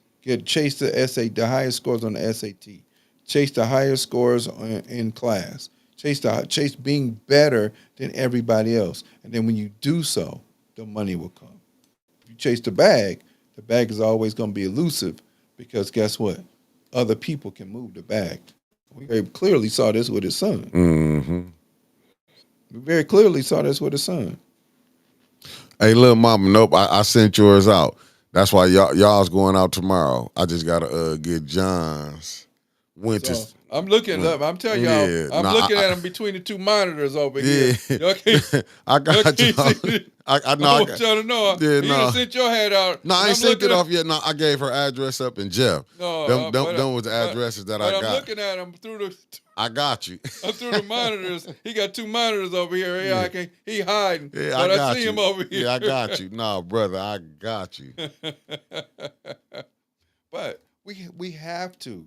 Like, I should, if you're married, I will, Miss demand the Martin. most from your partner. Demand the most from your partner. If their 100% is 10% today, that's fine. Give me your best 10%. Okay? Demand the best from your teachers. First of all, demand the best from your children before you send them to the teachers. Where's your homework? What did you learn today? Just that conversation. Don't get so caught up in your so-called life or whatever that is in order to not demand the best from yourself every single day. As best you can for every moment. Because then when they fall short, then we want to complain. If I'm doing the best to raise to be knowledgeable, if I'm doing the best to in my excellence, see, because there's another school, who mentioned Little Rock 9? Hold on, there, Marcus Felder. Go check out Paul Lawrence Dunbar School down south, who in the 50s and the 60s, because it was all black from top to bottom, and it wasn't just black people that was teaching gym or black people that was the janitors or whatever, but top to bottom, every teacher, every administrator, they score higher than every school on the national average on purpose because everybody was supporting young black people when they were in that school, and after segregation, that school gets closed down. Because nope. And this was with poor quality textbooks. But the teachers studied. The teachers demanded of themselves just as much as parents demanded from the teachers, all of that. And you're talking about a population of people who were illiterate. Why you think when we the sitting at the dinner table doing our homework, where'd that come from? Not, well, you can go to your room and have quiet time. That is not our stuff. But once again, the illusion of inclusion, Brother Uper Roberts, the illusion of inclusion say, instead of me sitting here making sure you're doing your homework and the learning goes around the table, because even the persons who weren't schooled, and I'm not saying they couldn't read or write, they just never, illiteracy means to them in their definition, it's not about being able to read or write. It was that you didn't finish school, right? Mm-hmm.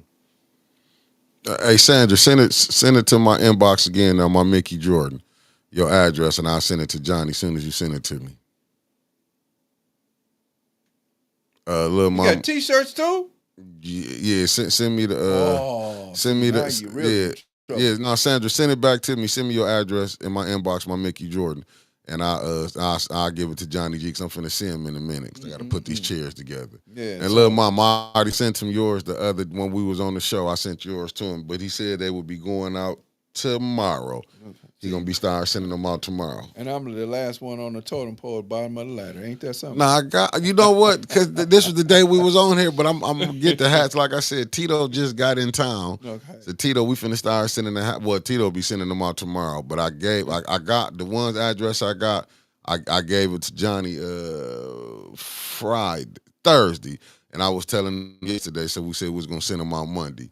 And little mama, yours coming, Jeff Johnson's coming, everybody. And the ones that we can see at council, we will be handing yours in council like I'm going to hand Brother Elliott his. I'm going to leave his at the studio. See, so you just tell me a day you want to come up here, and I'll meet you out in traffic, though, brother. You already know. I got you. I'll call your phone as soon as I grab them. I'll bring them to you, or you meet wherever you want to meet. I'll grab them to you. I got you. Don't and even I wear extra large, so folks, make sure I don't look that big, but I don't like to be that tight, so... And there's a reason for that. For sure. Right? Yeah, you know what I'm saying. For sure, yeah. You know what I'm saying. Yeah, for sure. You're right. I got you. Yeah, okay. So y'all heard him now. It's on record. I probably had your hat today or tomorrow, man. I'm gonna call Yeah, you so up and bring you'll you. call Now me the later. shirts, we got to get the shirt. Okay. Well, so I'm messing with them, family, but not really. Okay. But back to what I was saying. We've lost our desire to be Facts, excellent. facts. We lost our desire to be pyramid builders. We are Mm. That's what they are called. They weren't called pyramids. That's a Greek word, but they were actually called Mer, M-R or M-I-R if we insert the I in between the letters. That's what we built that. We were the ones who built civilization that gave civilizations to the world. We've lost our desire to be excellent. We're okay with being mediocre. And that's the reason why we have the insanity we have. Facts. But how do we tap back in? Because it's in us. We have to absolutely. It's in us. Absolutely. It's in us. We have to be students again. We have to study. You know, my son saw when he took me to dinner yesterday for my birthday. He come in the house and he was like, okay, more books, huh? I was like, yeah, you already know. My nephew was like, hey, we're gonna meet for breakfast or for brunch. Where you at? The bookstore. You know. But all right, what did Mitchell Hudson say? I'll put it up. Yeah, put it up so we can. Okay, he says, it always amazed me that my grandfather, who didn't get past the 8th grade in rural Georgia, could read and write just fine. Kids graduated today, some can't read. It's because community, blank didn't give a SHIT. Well, no, you got to. Well, you're not blaming the community. Don't blame the community. It was demanded by his parents that he learn how to read and write, because they were very clear that you put things in a book and you have to go study. What we don't do now is we don't demand our young people to study. It's okay for you to go, listen, I'm going to say it, I just said it. We created the idea of doing homework at the dinner table so everybody could learn. Because once we got so-called, and it was so-called, those that learned, thank you very much, brother. Oh, happy birthday to you too. Appreciate it.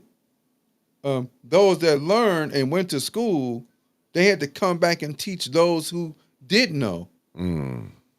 So we sat at the dinner table and people learned how to read and write. So even as well as your grandfather could read and write, right? He was forced to learn how to read and write. You better get to learn it. Now we send our kids to their room. If I had to choose between playing video games and doing homework, what do you think I'm gonna do? The other part about sitting around the dinner table was you couldn't goof off. Because not only did you have to get the lesson, and in my case, my dad, who worked in the foundry, would come in and check my homework, check my sister's homework, check my brother's homework. Even my older brother, I was in college. He wanted to know what he was doing. And the package would come in the mail with copies of the work, and they didn't have copy machines back then that work worth nothing.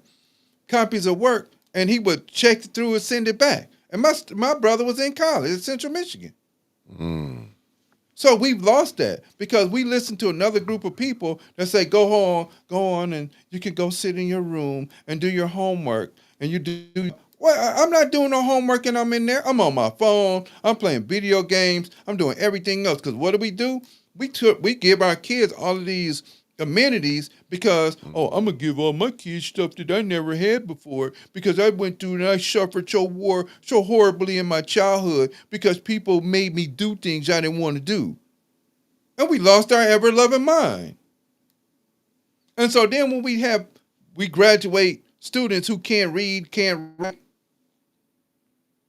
destructive in the streets because we don't have community, because we're not doing the same thing that we used to do before, right? You see my kids, check my kids if they out of line. If I see your kids, hey, what you doing with how's school? Well, yeah, it's good. That don't mean nothing to me. What's your grades like? I don't want to hear it's good. That means you barely get by. But you don't have anybody here, I got to work 2 jobs. So what? They got phones. I want to see you do your homework. So while I'm sitting here in my office or doing whatever, let me see what you're doing on your homework.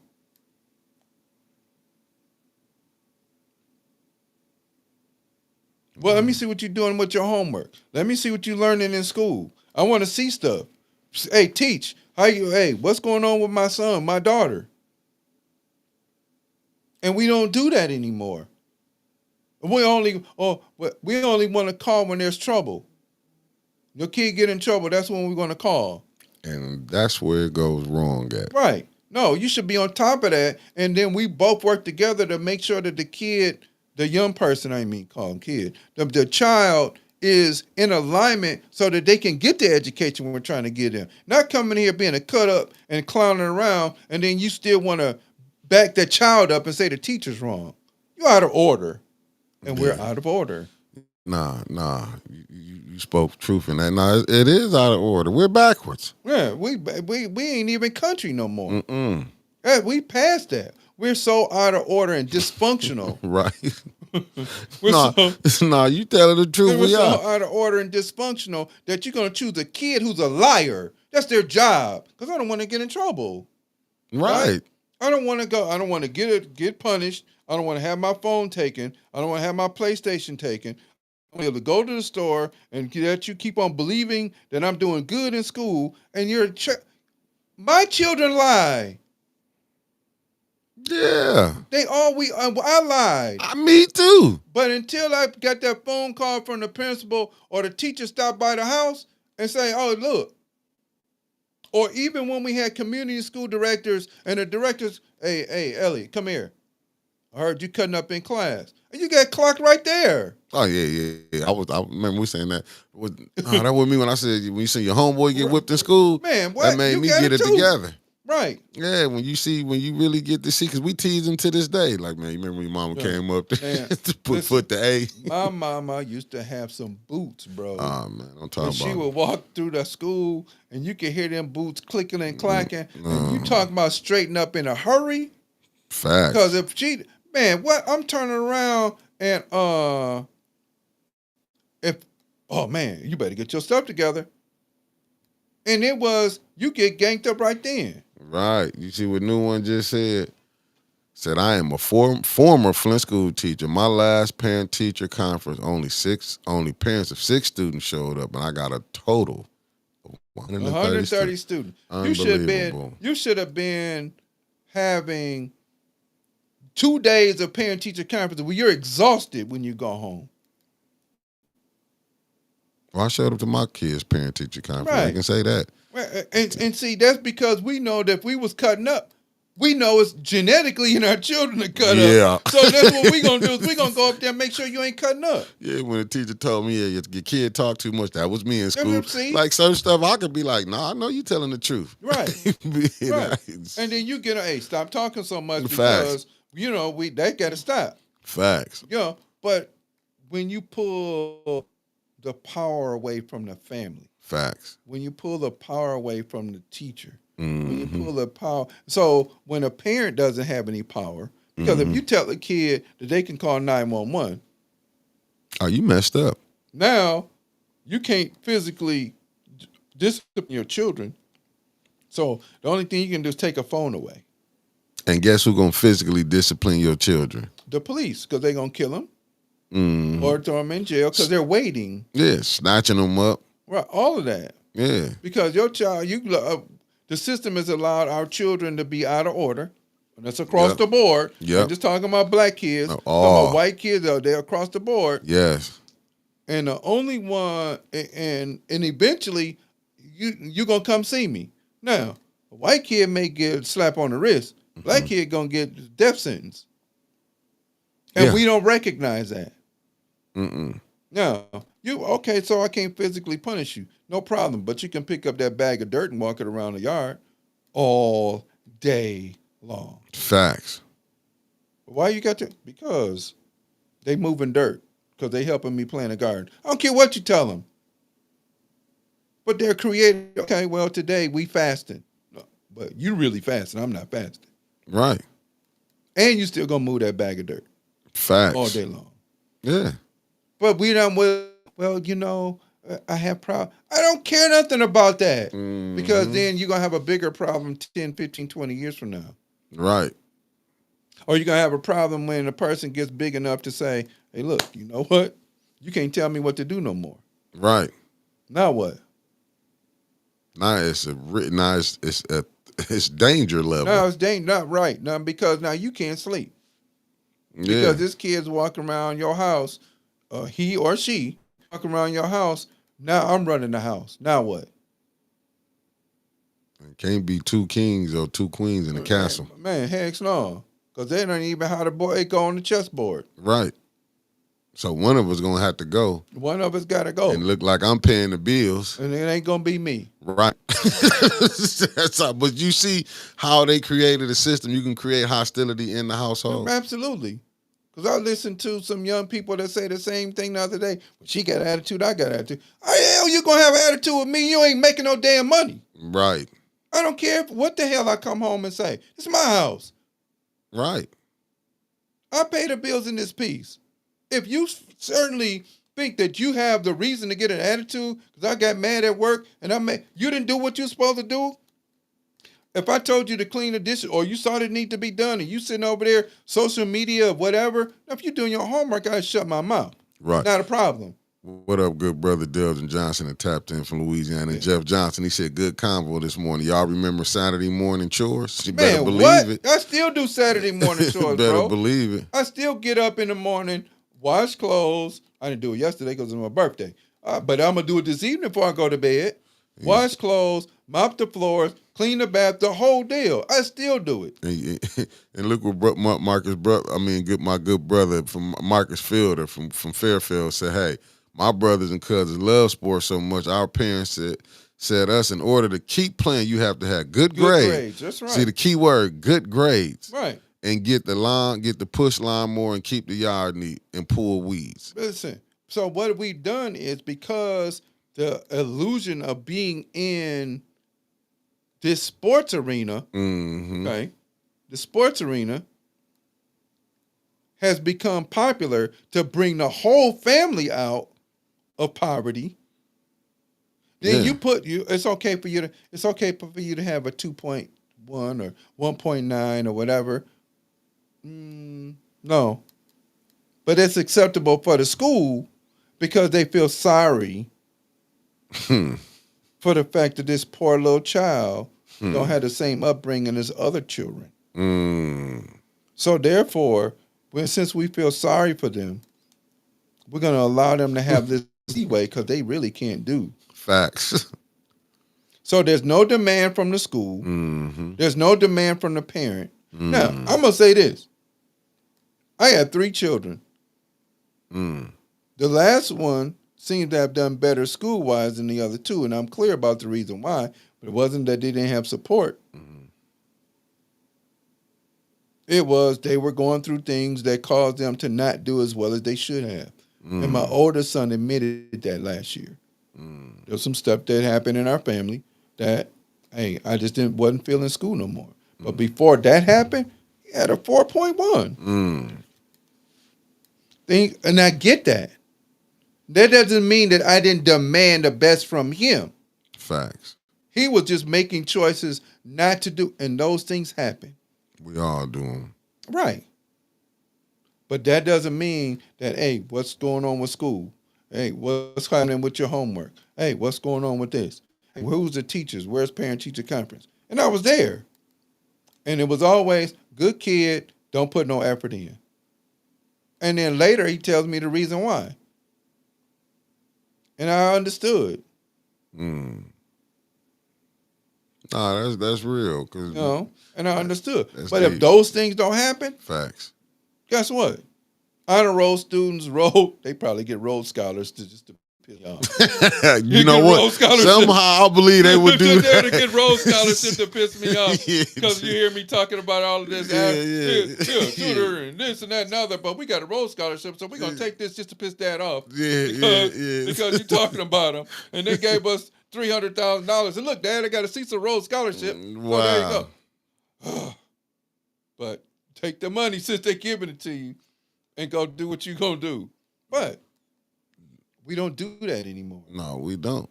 Kids don't cut grass. Fact. Kids get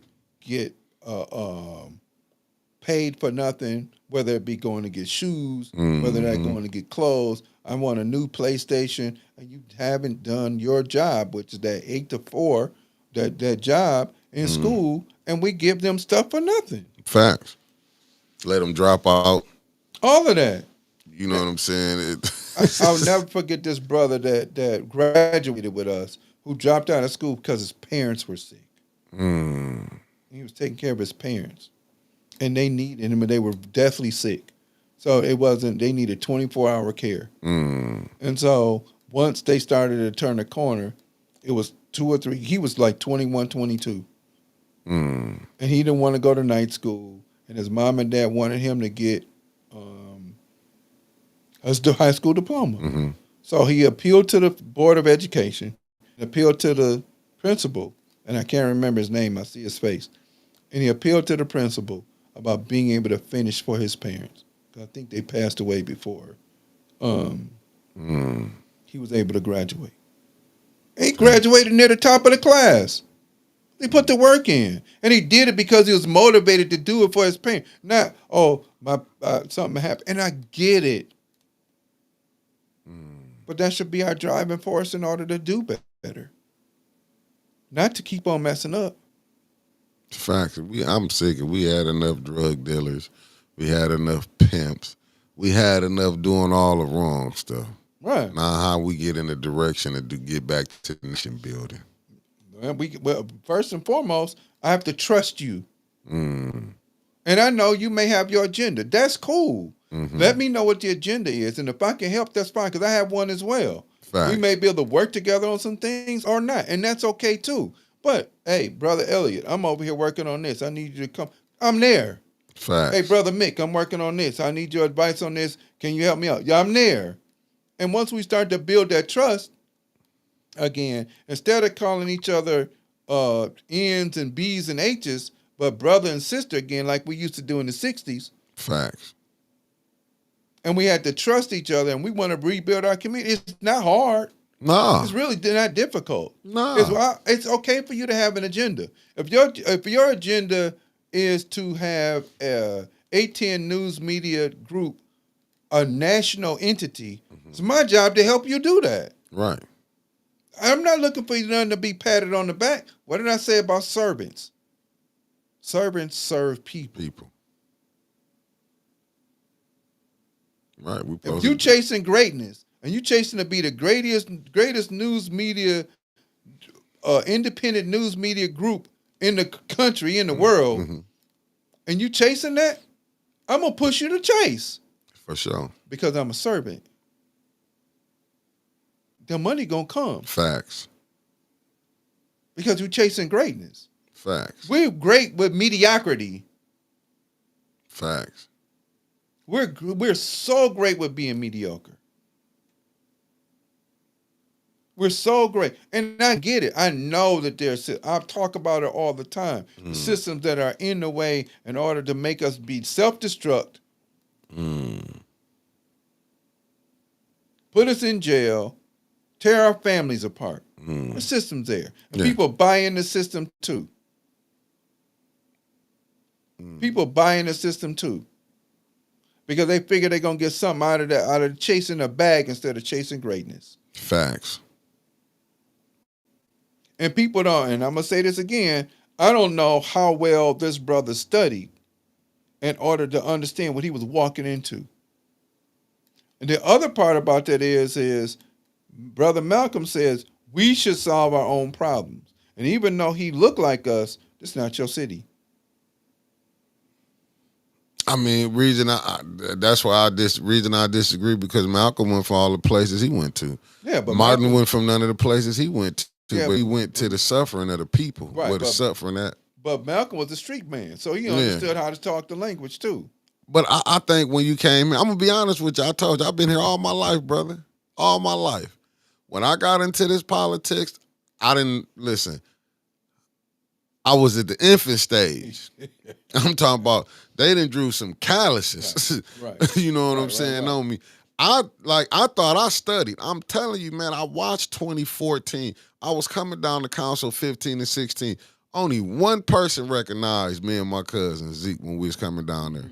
Eric Mays. Eric Mays, right. Of all the council people that was on there, only one would come down there. Like Eric knew who the new people was and who the regulars was. Yep, I get it. This how he did. I'm talking about we came down there not knowing I'll be later on Doing what you doing. doing what I'm doing. I was just coming down there to see, thinking I knew everything. I'm thinking like everybody, you know what I'm saying? This how it's supposed to be. Okay, we might argue up here. And then later on, but it was like people didn't know how to take off counsel over with. It was still this my side, this your side. Really coming down there, I really think politics are gangbangers. Yeah, because they're controlled by somebody else's stuff.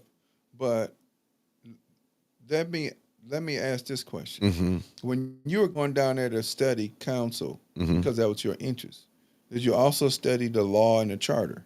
No, I did not. Okay. I'm gonna be honest with you. So no, that's I where did you not. got your whooping at. Yeah, because if you understood the law and the charter and how they operate, then it'd be easy to see the flaws. I did. You know what I'm saying? Yeah, okay. I didn't study. I'm gonna be honest with you. Okay, so that's the study part. Yeah. So now that you got a grasp on it, the deeper study for you and for me as well is what's the charter? You know who got the charter and been reading it? Who? Jedediah. I think, yeah, that's what I'm trying to say. He did his homework. Okay. That's what I'm telling you. You know who got it? He brought it here. Oh, so he brought it here. Yeah, he was showing us. He was like, man, all the stuff. That's why the messiness of the people is what got him. That's what that would jam him up. Okay. It was the messiness. No. He come do his due diligence. Like even when he came on here, when he did this show, he was like, well, but one thing I give his brother credit for. Because the person who gave him the disinformation, guess who never outed him? He just said, I have to go back what you said. He said he didn't understand the layers of the mess. The messiness. Because he was like, but one thing I will, because me, I would have outed you. Yeah. You gave me some disinformation, I'm coming right back out you because I don't want you around me no more. But see, that brother is still willing to give the person that gave him the wrong information. But I know he doing his due diligence now. Right, okay. Seeing how everything was rolling because it was, and that's what I was mad at the people who brought it to him because I knew the people who knew the individual who gave out the disinformation and should have been saying, no, this ain't true. You know, gave him a heads up because that's what I did. I said, no, brother. When we got off air, I said, no, you take, because I got did like that. They gave me disinformation to put out here. Wow. Yeah, and it was some days I was having to come back on following shows from Saturday. I was having to come back on Monday and clear stuff up. Because you would have, man, listen, people, if they see you rising and they think you'll get over them, man, and not knowing I might just be rising up to you. You might be up here and I just got up here on your level. They'd take that as a threat and then would start trying to tear you down. And remember, these are elders. These not the young ones. These are the elders, like, you know what I'm saying? Semi-elders and elders. Y'all want to hold on for that long that y'all let this thing be destroyed. So then let me issue a public apology. Since he does know that stuff. Yeah. Because brother, what's his last Jedediah name? Brown. Brother Brown, let me apologize if it sounded like I was saying that you didn't know certain stuff, because if you knew all of that stuff, it's just you dealt with messy people who was trash. Nah, that's what it is. How it is. People who was trash, who brought you in for the wrong reasons, set you out there and let your head get chopped off. But what you're doing is you're retaliating in a way that's going to put everybody on notice, as you should. Right. Now, I'm going to say this to our residents. Understand this. If he can do this, you can do the same thing. And then that puts everybody on notice that you get any time that your council person is not doing what they're supposed to, file a lawsuit. And you know what he told him in his live? I can't fight harder for y'all. He said this on several of his live. He said, y'all can't expect me, because he got to a point where he was like, he didn't know he had to take a break for 2 weeks. He was like, maybe he chewed off more than he can eat. And he had to think about it because what he ran into was the messiness. Yeah, so you ran into people's BS instead of what the real issues are. Yeah. So from those of us who are grassroots people, well, I'm going to apologize to you for that, okay? So even though I ain't had nothing to do with it, I wish I was trying to get down to be there to support what you Right. all were doing. Right. So Yeah, it is what it is. And I'll run into you somewhere else, but whatever. Nah, I'm So gonna put a connect. Don't worry about it. You okay, sit next to okay, you, sitting right across from you, probably 10. You gonna run into him. yes sir, yes sir. We're gonna put that together. So there's a question that Jeff Johnson just asked. Is school still irrelevant to the kids these days? Let me say this. The school and the school system has an agenda. Mm-hmm. Part of it is state testing. Part of it is to create a set of workers that don't have jobs that are available, right? Dr. UAP Newton said this. He said, you give people a dream about jobs that don't exist. Mm. And have them to work through the school and get these degrees and these diplomas that may or may not mean anything. I'm going to say this. As a parent, it is your job to fill in the gaps as best as you can to make education relevant. First and foremost, it should be about who and what you are and who and where you come from. Because your culture, I don't care what it is, the culture is important. If you're Hispanic, your Hispanic culture is important. If you're Native American, your Native American culture is important. If you're African in America, then your African culture is important. This BS about a mixing pot is trash because they'll only take from it what it is that they want and don't give you what you need. So, well, if we talk about what's relevant or what's irrelevant, there are classes that some students got to take that don't make sense. It's like in college. They'll make you take classes because they figure that they can. But at the same time, how do we surround our children, right? If we watch a herd of water buffalo and they know the lions are coming, the babies will be put on the inside. And ox do the same thing. Muscots and buffalo do the same thing. They put the babies on the inside of the circle. Meanwhile, the adults form a guard around the babies. So at what point in time are we going to understanding how the system operates, number one, understanding how there are things that are irrelevant in schools, number two, understand that there are things that are relevant in society, number three, start to become your house should be a center of learning, number four, and then how do you protect and become the water buffalo that protects the babies on the inside? Because just like I mentioned earlier, this 18-year-old young man got shot by a police officer. They say he had a gun. He was running away. Police officer shoots him in the back. This in Cincinnati. I could have some of the information wrong. Just going by what I read in the news feed this morning that came on my phone. Okay?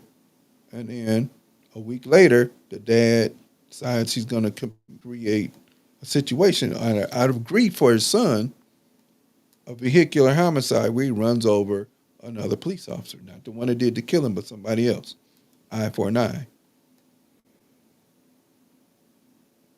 They arrested the father. Police officer lost his life. Son lost his life. That's, to me, that's righteous indignation. And that's to me. But when are we going to sort of start to surround our children with people who are going to have their best interests? Some people may have their best interests that don't look like them. That's cool too. But it should be people that look like them first, that surround them and say, I have your best interests. We can't build anything. We could talk about community and black this and black that and black the other and all this other stuff. But if we don't surround our children, then we have no future.